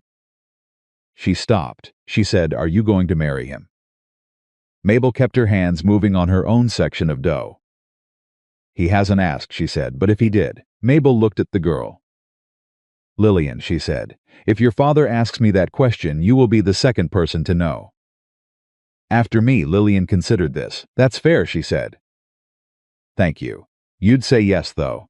I would strongly suggest, Mabel said, that you stop reading the ending before we finish the middle.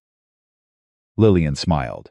A real one, the kind that was all her father's structure and all her mother's light. "That's a yes," she said. Mabel said nothing, but she was smiling at her dough. And Lillian, who noticed everything, noticed that. The question came on a Thursday evening in late December, when the cold had settled in completely, and the valley was locked in the deep quiet of a Colorado winter, and the apple trees stood bare against a sky gone purple-black with the weight of coming snow. Elliot had stayed for supper. This had become a thing that happened without being planned. The way many of the best things in their arrangement had become things that happened without being planned.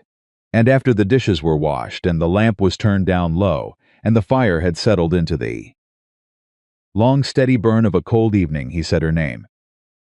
Mabel. She turned from the window, where she had been watching the first snow start to fall. He was standing. He was not sitting in his chair. He was standing in the middle of her kitchen, with his hat in his hands, which was the posture she had come to associate with the moments that mattered. She looked at him. She did not speak. "I have been," he said, "a man who has been afraid for a long time. I want you to know that I understand what that cost you. What it cost us. I am not going to stand here and make it into something it wasn't, because you deserve honesty more than you deserve a pretty version of the story." "I've always preferred the real version," she said. "I know." He looked at her. "I love you. I should have said that before now in exactly those words, and I'm saying it now because I don't want to wait another day to have said it." Her heart was doing something very loud. "Elliot." "I'm not finished," he said, not harshly, gently. "I love you because you are the most honest person I have ever known. Because you told me hard, true things, when the kind thing would have been to let me stay comfortable. Because you loved my daughter before I gave you any reason to. Because you stood in that store and said what no one else in this town had the courage to say. About yourself, about me, about what people like Harriet Colburn are actually doing when they talk the way they talk." He paused. "And because on a summer morning 2 years ago, you stood at your window and said the most surprising true thing, and I have been thinking about it ever since." She could not speak. He crossed the kitchen. He stood in front of her. "Mabel Hartwell," he said, "will you marry me?" The snow was falling outside. The fire was steady behind them, and Mabel, who had baked 2 years of pies and waited with more patience than any one woman should have to carry, who had said hard things when soft things would have been easier, who had never once apologized for who she was even when the world suggested she should, who had made a life with her own hands and kept every apple tree alive and stood in a cold store and told 20 years of cruelty exactly where it could go, looked at Elliot Dawson and said, yes, just that one word, the truest one she knew.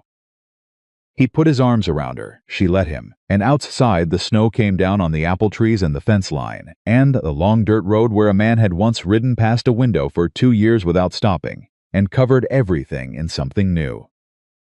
The word yes stayed in the room long after Mabel said it. Not because either of them needed to keep examining it, but because it had weight. That word, the specific gravity of something that had been a long time coming and had finally arrived and was now sitting in the warm kitchen between them like a living thing, breathing. Elliot held her. She let herself be held. This was not a small thing for Mabel Hartwell. She had spent most of her adult life being the person who held things together: the farm, the orchard, her own composure in rooms that had not been kind to her and being held, simply and completely, by someone whose arms meant safety rather than obligation, was different in a way she had not fully anticipated. She allowed herself 30 seconds of it. Then she said, into his shoulder, "You know Lillian already knew." He pulled back slightly. "What?" "She asked me last Saturday if you were going to propose. I told her she was reading the ending before we'd finished the middle." Mabel looked at him. "She said that was a yes." Elliot stared at her. "She's 12 years old," he said.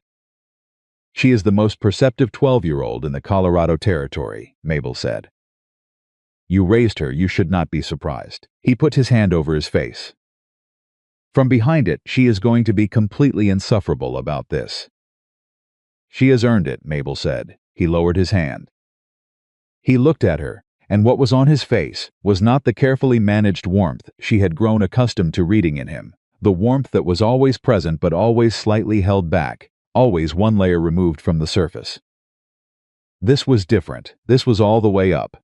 This was Elliot Dawson with every wall down, looking at her across the kitchen in the firelight, and it was the most unguarded she had ever seen him. "I'm going to be a good husband," he said. "I'm not going to be a perfect one. I don't think I know how to be a perfect anything. But I am going to be present every day, not just Fridays." "Every day," she said. "Every single one." She looked at him. "I'm going to be a handful," she said. "I want you to know that going in. I have opinions. I have very strong opinions about the apple harvest and about fence repair, and about what constitutes an acceptable reason to delay a decision, and I am going to share all of them with you regularly and without apology." "I know," he said, "and I'm not going to become a different person because I have a ring on my finger." "Mabel," he said, with a patience that was almost fond, "I fell in love with the person you already are. Changing you would be the single most catastrophic strategic error I could make." She almost smiled. "Good," she said, "we understand each other." "We have always understood each other," he said. "That was never the problem." She looked at him. No, she agreed it wasn't. He told Lillian the following morning. Mabel was not there for it, she had suggested firmly. That this was a conversation between father and daughter, and that she would hear about it when Lillian arrived at the farmhouse, approximately 40 minutes later, moving at the speed of someone who has received news they have been waiting for. Which was exactly what happened.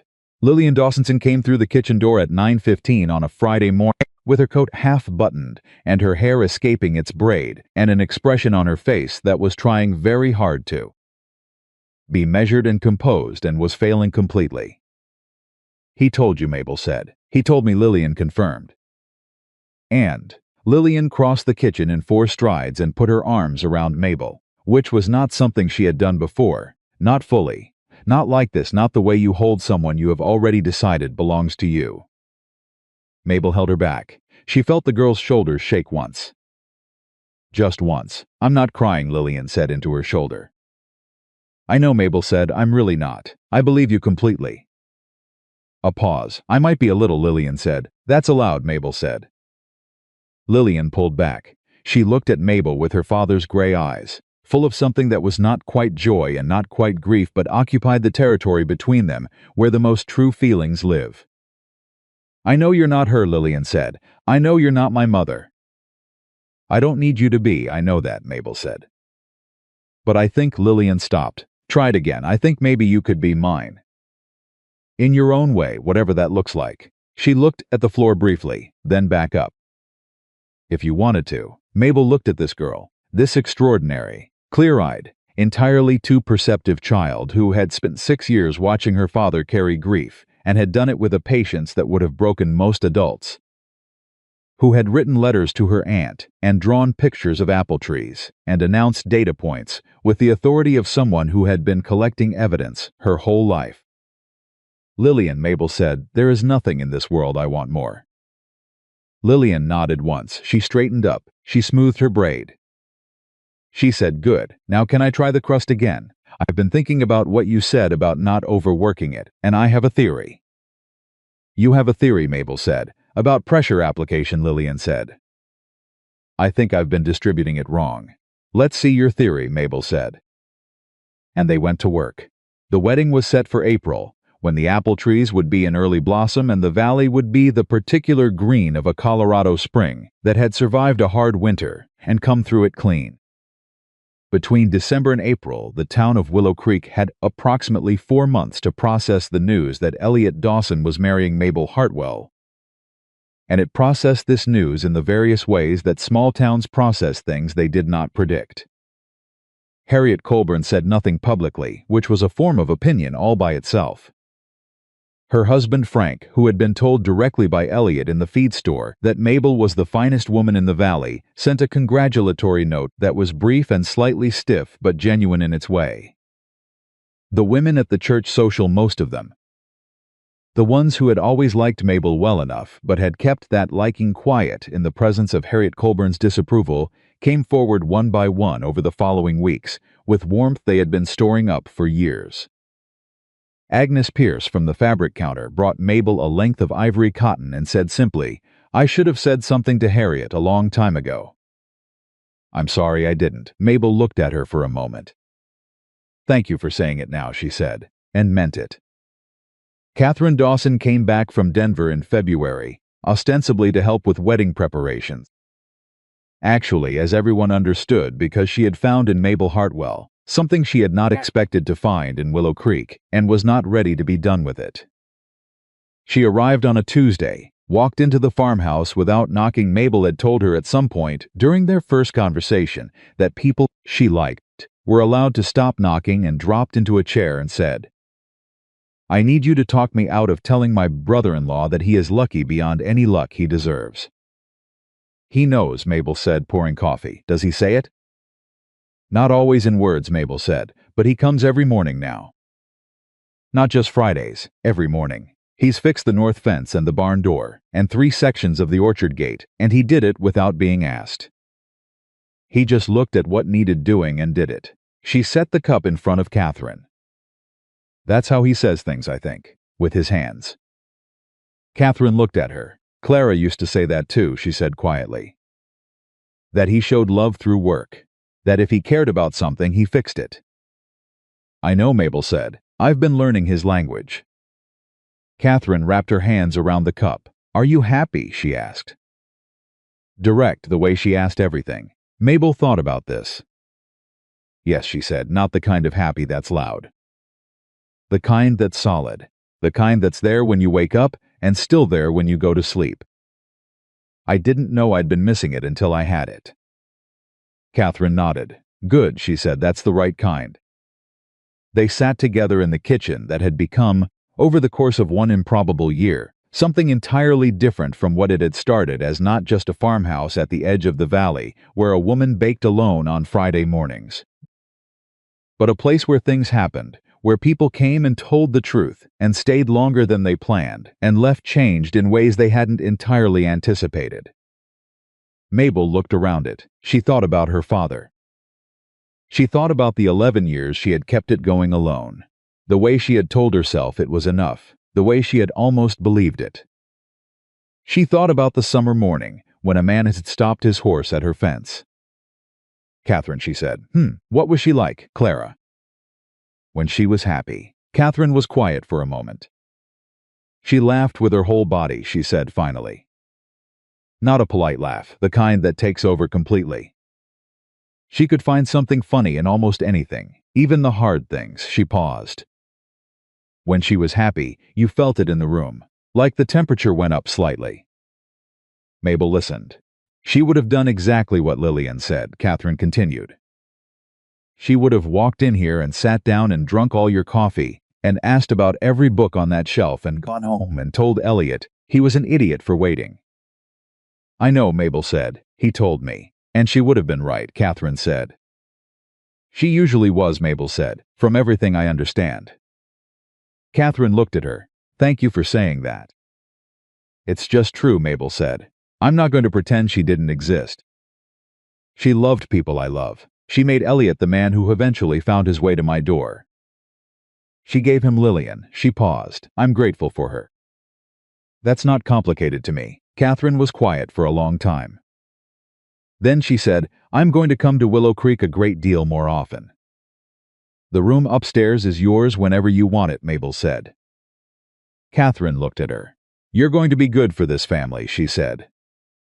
I intend to be, Mabel said. April came. The apple trees bloomed exactly as promised, and the valley was green and the sky was the particular blue of a spring that had decided to be generous. And on the morning of the wedding, Mabel stood in her bedroom, in her farmhouse, the house her father had built and she had kept alive and was now, officially, irrevocably, sharing, and she looked at herself in the mirror. She looked at her face, her body, the woman who had spent 20 years being told she was too much and had spent those same 20 years refusing to believe it. She looked at herself and thought, this is exactly who walked through this. Not a different version, not a smaller version, this one. Lillian appeared in the doorway. She was wearing her good dress navy blue with a white collar, and her hair was braided with a ribbon, and she looked at Mabel in the mirror and said nothing for a moment. Then you look beautiful. Mabel turned. Thank you, she said. I mean it, Lillian said, not the polite kind of beautiful. The actual kind. I know, Mabel said. Come here. Lillian crossed the room. Mabel fixed the ribbon in her braid. Are you ready? Lillian asked. I have been ready, Mabel said, for considerably longer than is dignified to admit. Lillian grinned. Papa's been ready since December, she said. He's been impossible. He's checked his watch 6 times this morning, and we're not even. Lillian, yes, go tell your father I'll be out in a moment. He's going to check his watch again, I know, Mabel said. Go anyway. Lillian went. Mabel turned back to the mirror. She took one breath.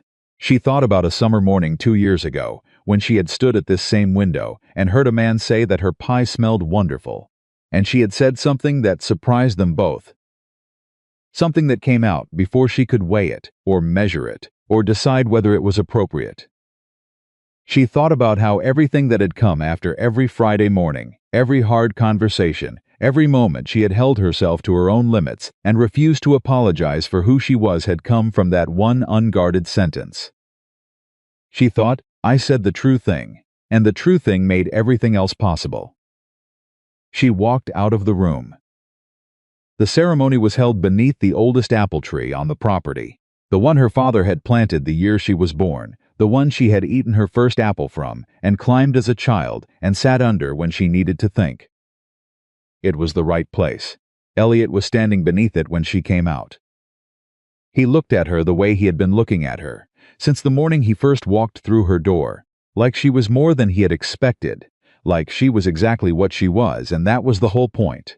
And when she reached him, he took her hand the way he had taken it in December, fully, like a man who has decided to keep something and means it permanently. The minister spoke. The words were the old ones, the true ones, the ones that had been said in spring fields and frontier kitchens and beneath apple trees for as long as people had been finding each other and deciding to stay. When he got to the part about whether anyone present had cause to object, there was a pause. The small assembled group, Catherine, a few neighbors who had always been kind, the women from the church social who had finally stopped keeping their warmth quiet, held a collective breath. No one spoke. Mabel had not expected anyone to speak. But she felt the pause, felt it move through her as a kind of completion, as the moment the town that had spent 20 years having opinions about her finally, formally, ran out of objections it was willing to say out loud. Elliot looked at her during the pause. She looked back. He squeezed her hand, she squeezed it back, and the ceremony continued.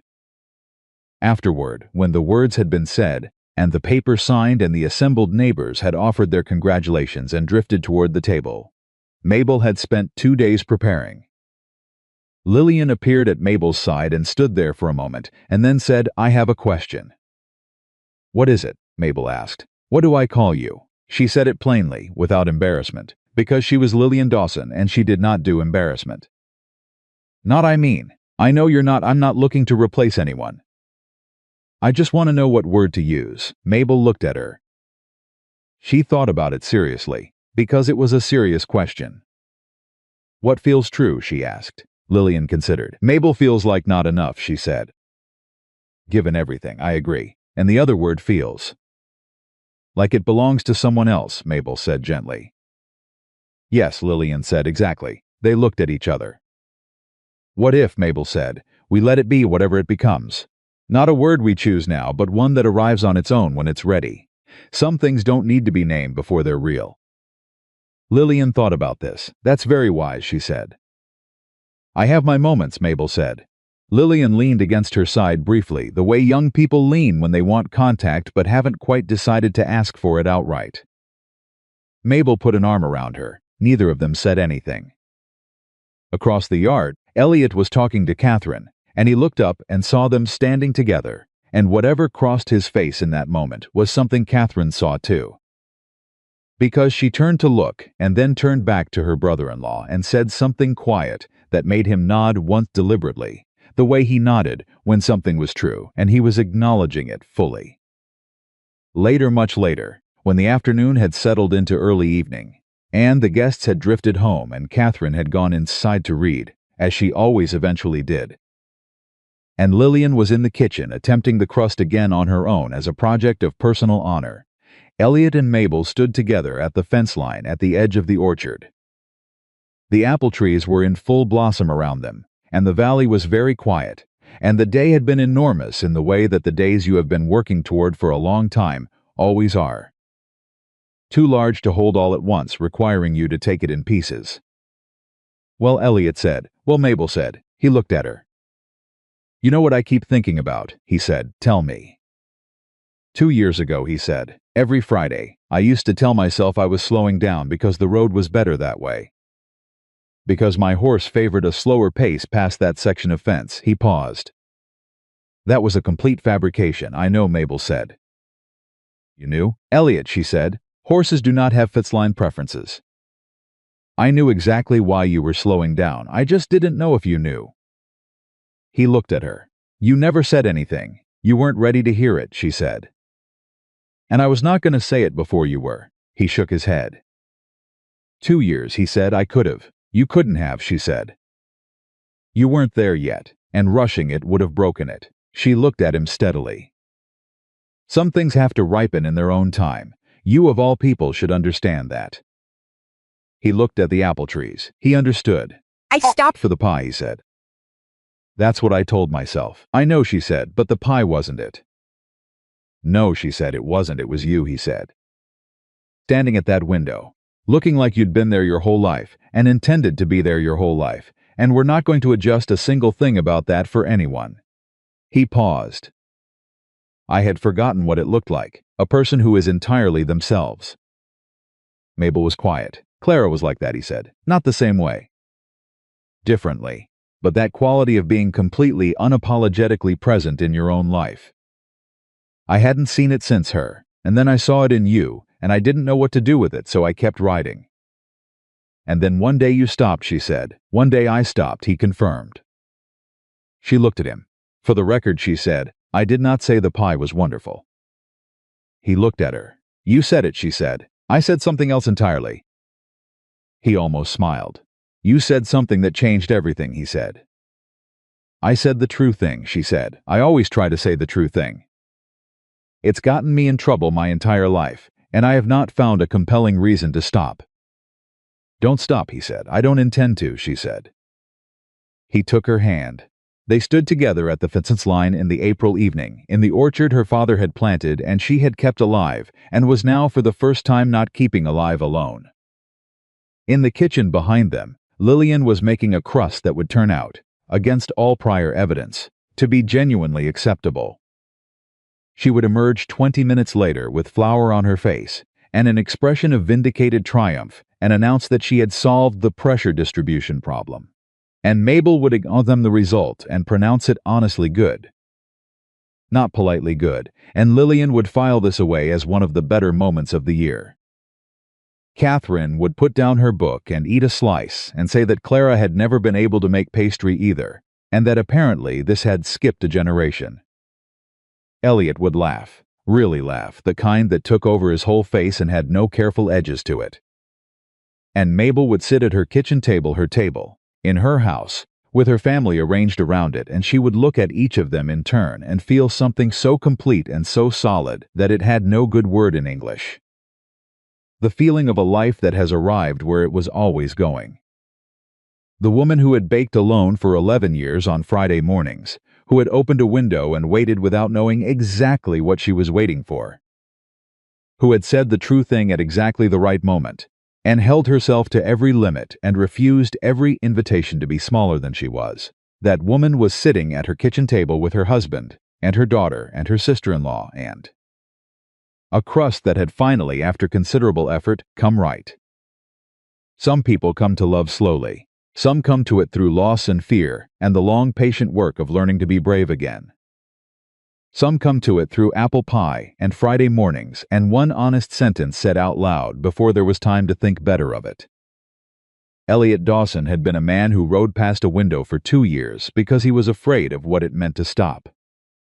Mabel Hartwell had been a woman who baked every Friday and told herself it was simply baking day. They had both been telling themselves stories. The true story was this: 2 people, each carrying everything life had asked them to carry, had found each other at the edge of a valley in Colorado in the year 1886, and had chosen, against fear and grief and the considerable opinion of Harriet Colburn, to stay. Not because it was easy, because it was true. And in the end, in every end that matters, that is always the only reason that counts.